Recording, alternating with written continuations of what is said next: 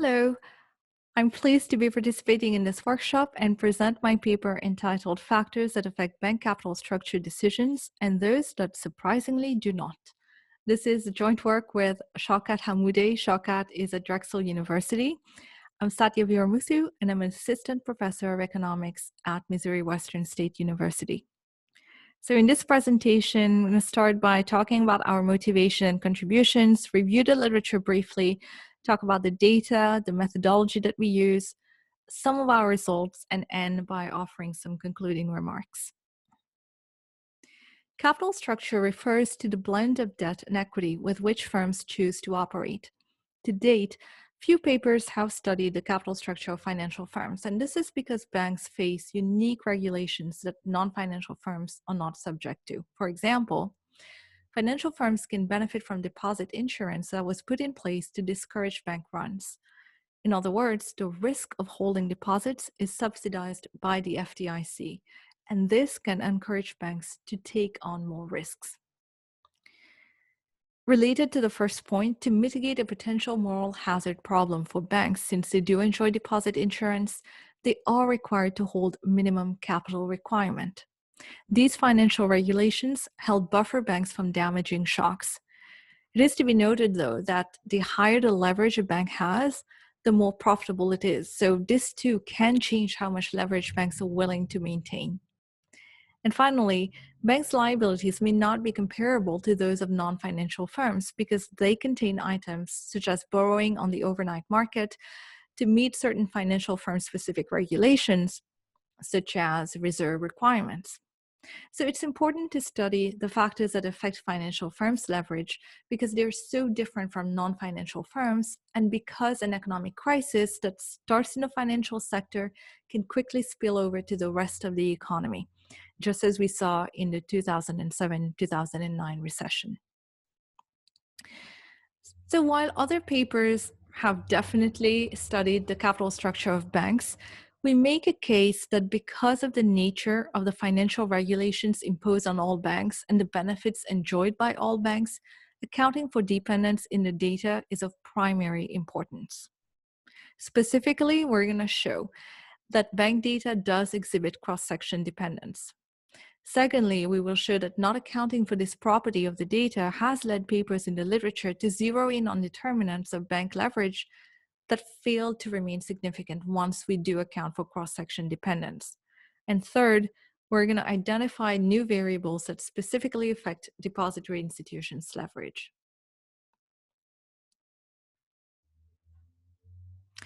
Now, to our knowledge, none of the recent papers in the literature have included the potential for cross-section dependence of errors, and I'll explain a little bit later when we go over the methodology why not doing so can lead to biased estimates. So Brewer et al. In 2008 find that variables relating to public policy are highly correlated with the ratio of equity to total assets. Octavia and Brown in 2010 find that banks keep a buffer of capital mostly because banks respond more to market pressures. Gropp and Hyder in 2010 showed that unobserved time-invariant bank fixed effects are the most important determinant of banks' capital structures. Allen et al. In 2013 find that the market-based variables have a bigger impact on market leverage compared to book leverage. Our paper here is more closely related to Juca et al. From 2012. They studied the determinants of bank capital structure of US banks pre and post Great Recession. But our study differs from theirs in three ways. First, the data ranges from 2003 to 2010. We extend our data to include data from 2017. Secondly, they use a sample of 30 banks. We use the entire universe of banks that file call reports. And thirdly, we account for cross-section dependence, and that's something that they do not do. So we obtain data on all US banks that file call reports, including national banks, state member banks, insured state non-member banks, and savings banks. We obtain data for 23 quarters on 510 financial institutions, going from the first quarter of 2012 through the third quarter of 2017. So this gives us 11,730 bank quarter observations. Now, we chose this time frame because we want to study bank leverage post-Great Recession so that our results are not skewed due to the effects of the Great Recession, which started with the collapse of the Lehman Brothers in September of 2008. So the next table here shows us summary statistics. All the variables that you can see are given as a fraction of total assets, except for size, which is calculated as the logarithm of total assets, and that's in line with the literature.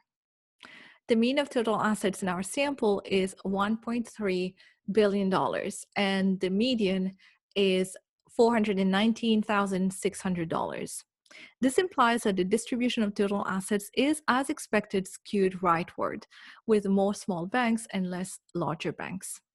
Equity is about 11.3% of total assets, and this leads our dependent variable leverage to be about 88.7% of total assets. Now, if this sounds high at first, this is actually a characteristic of financial firms. It's well documented in the literature that they have a high leverage compared to non-financial firms.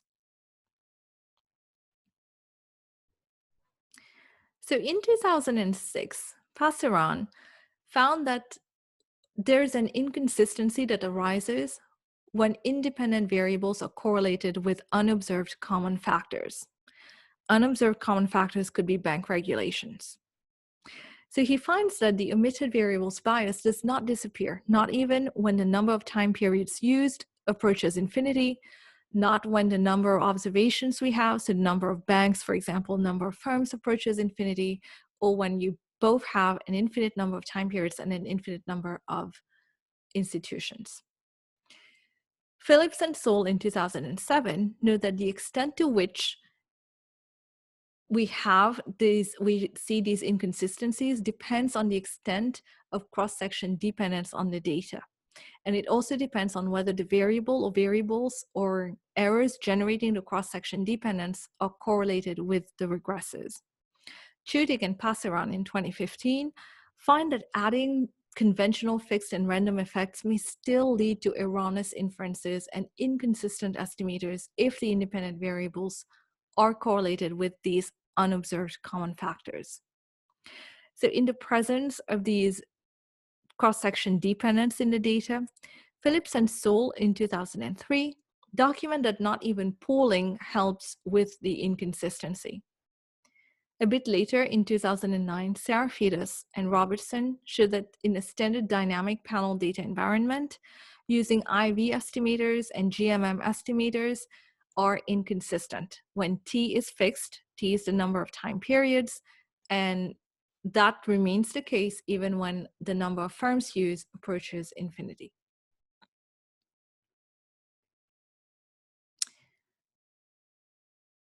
Now, because banks are subject to the same regulations and enjoy the same benefits, like subsidized benefits, we hypothesize that bank data exhibits cross-section dependence. And to show this, we're going to use Passeron's 2004 test. Specifically, the Passeron 2004 test finds that regular tests for independence, like the Lagrange multiplier tests of Bruch and Pagan from 1980, are insufficient to capture potential cross-section dependence in the data when n is large. So Passeron in 2004 develops the pth order spatial cross-section dependence test, the CDP. This test can handle a number of different types of data. It works well with a short number of time periods, a large number of firms data that has unit roots. Passeron also shows that this test has the correct size and a satisfactory power even when dependence in the cross-section of the data is weak. And this test is robust to errors, even when these errors are not normally distributed when the number of time periods considered is greater than 10. Neglecting this cross-section dependence property can lead to imprecise estimates. So we test our data, we find that we have cross-section dependence in the data, and so we use econometric methods that can account for the cross-section dependence in panel data. Specifically, we use 5 estimation methods. We use the common correlated effects model, the common correlated effects pool model, the dynamic version of the common correlated effects model, the dynamic common correlated effects pool model, and finally, the cross-section distributed lag model.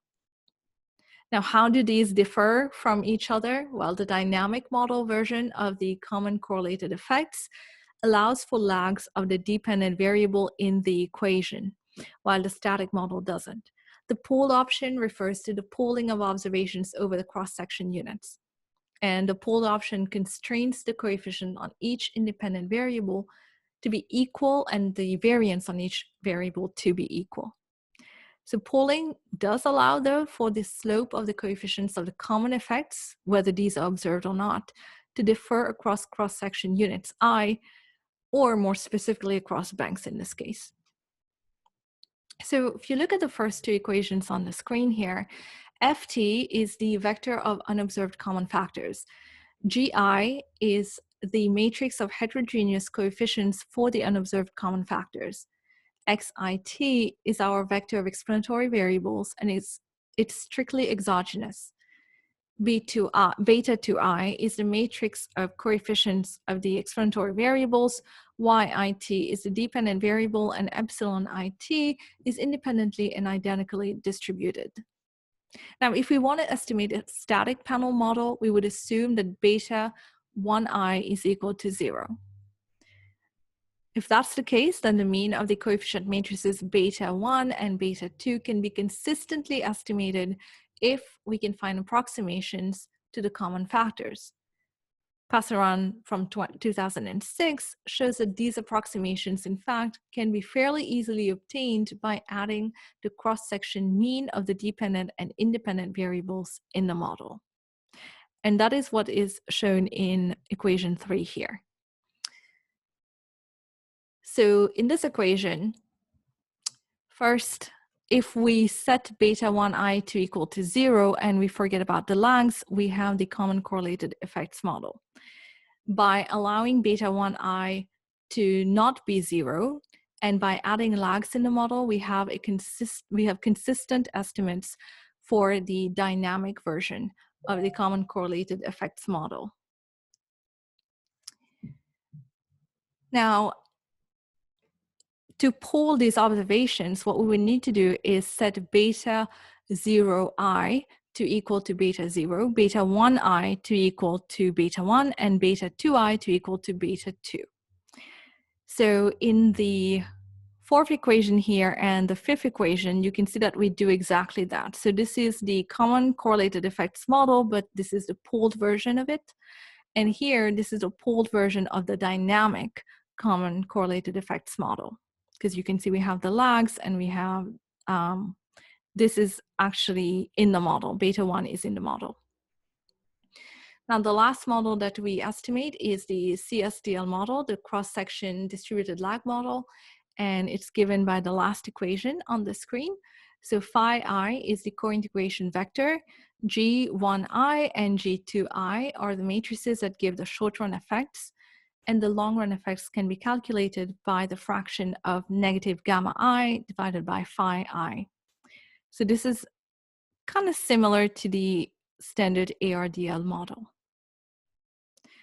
Now we find that there's cross-section dependence in the data, then we go ahead and use unit root tests, and then we verify that our explanatory variables Granger causes our dependent variable by using the Dimitrescu and Herlin 2012 test. Our choice of dependent variable here in this table is leverage, and we define it as 1 minus the ratio of book value of equity to the book value of assets. This follows Gropp and Hyder 2010. Now, this specification, importantly, allows for both debt and non-debt liabilities, such as bank deposits. And this is key because deposits account for over 80% of bank liabilities. We include the factors that have been documented in the literature, and these factors are size, collateral, return on equity, and market-to-book ratio. Most studies, including Rajan and Zingalis from 1995, find that the size of the firm is positively related with leverage. A possible explanation for this is because there are fixed costs associated with refinancing, and smaller firms may find it costlier than larger firms to refinance. We define collateral as the ratio of fixed assets to total assets. Now, in the literature, sometimes collateral is referred to as tangibility or liquidity. The positive relation between collateral and leverage is well documented by several studies, including Frank and Goyle from 2004. An explanation for this is that tangible assets can be sold off if needed to pay off creditors. And instead of using the usual market to book ratio as a proxy for investment opportunities, we use goodwill. We do this for two reasons. One, Parsons and Titman from 2008 document that the negative relationship between market to book ratios and market leverage is mechanical. What this means is that equity affects both the right and the left side of the equations of the variables by construction. The second reason is because Chen and Zhao from 2006 find that the big negative relation between market to book ratios and leverage is driven by a few small firms, which are just optimistically valued by the market. So we find that goodwill is a good measure in this case, and it is negatively related with leverage consistent with other studies, including Baker and Wurgler. Another factor that we include is return on equity, or some people call it profitability, which is essentially income or loss before income taxes, extraordinary items, and other adjustments. We find that the profitability can be negatively related with leverage for financial firms, consistent with the trade-off theory of capital structure, where firms prefer to use retained earnings before they choose debt. But Jensen, all the way back from 1986, found a positive relationship between profitability and leverage when firms are forced to commit to leveraging up to be able to pay out cash. And we kind of see both results depending on the specification used in our work. So first, we do an OLS regression on our variables, both in the levels and the first differences, denoted by these deltas.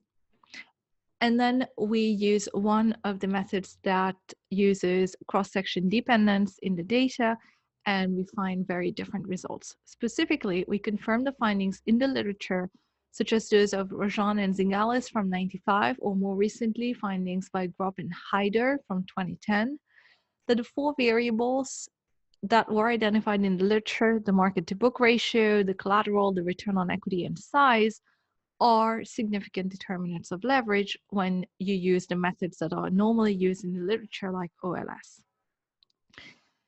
But this doesn't stay the same when we use the method that accounts for cross-section dependence in the data. Specifically, 3 of the 4 variables are no longer significant when we regress the levels of the variables in the specification involving first differences.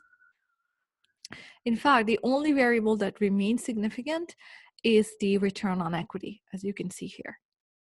So this is why we know that it's key to account for cross-section dependence when working with financial data. Now, this table here is our main results table. So in addition to profitability, we propose 2 new determinants of bank leverage, namely retained earnings and non-interest expenses. Retained earnings is the amount of profit that the bank does not distribute out. The more money a firm can put back into the business, the less leveraged the firm will be. So we hypothesize that there is a negative relationship between retained earnings and leverage, and find that our results support this hypothesis. Financial firms are also primarily interested in the amount of interest they receive on loans that they issue, and the amount of interest that they pay out on deposits and other obligations that they have. Non-interest expenses give an insight into the daily running of the financial firm's net of interest payments or receipts. So think about those as salary of employees or the electrical bill. We hypothesize that higher non-interest expenses should lead to lower leverage, as financial firms find it hard to attract funding, including funding in terms of deposits. And our results confirm this negative relationship.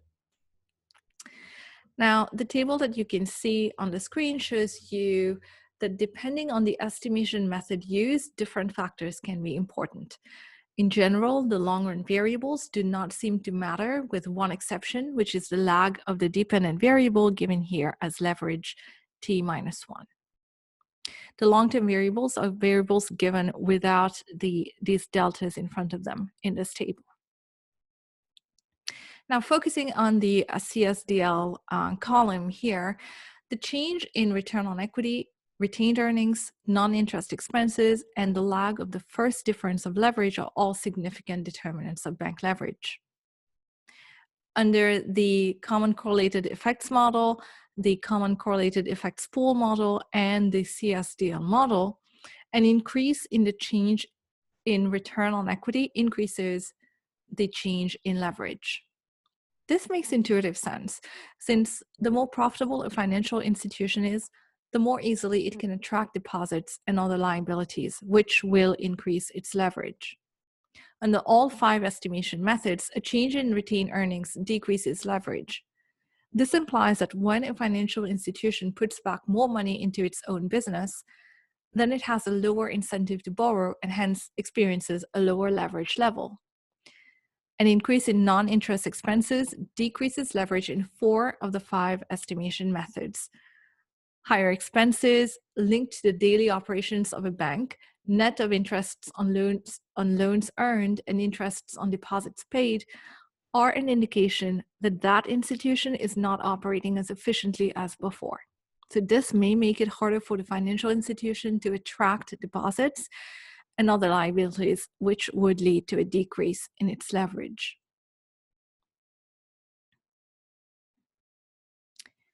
In this table here, we include 2 measures of risk perception. Specifically, we include sovereign bonds and federal funds bought. Sovereign bonds can be thought of as a way a bank tries to shield itself from excessive risk by investing in risk-free securities. The risk could be associated with market risk or volatility on the market. We focus on this type of bond because bank holdings of sovereign bonds increased by 38.83% from September 2008 to September 2010, and by 58.79% between September 2008 and September 2012. So that increase was so much bigger in the second period that we looked at compared to the first, that we thought we should measure it and see what effect it might have on our model. Federal funds bought could be used as an external perception of risk. This is because federal funds bought refers to the amount of money that a bank obtains on the interbank market, primarily to satisfy required reserve regulations.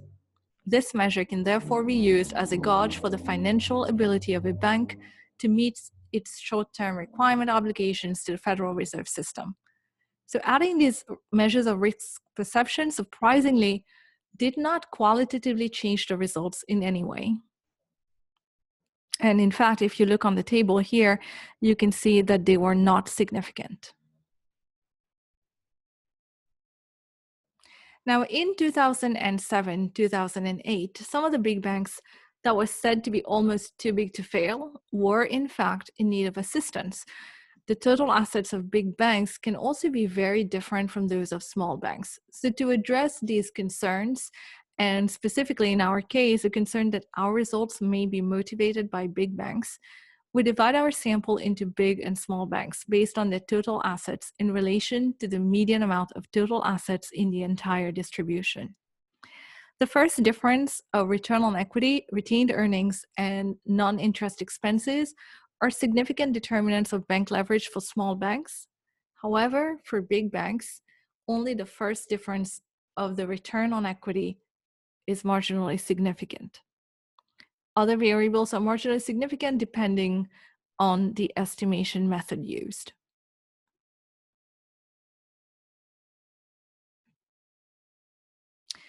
Now, our work primarily has regulatory implications. Due to the interconnectedness of financial firms, the failure of one major financial firm can destabilize the entire economy.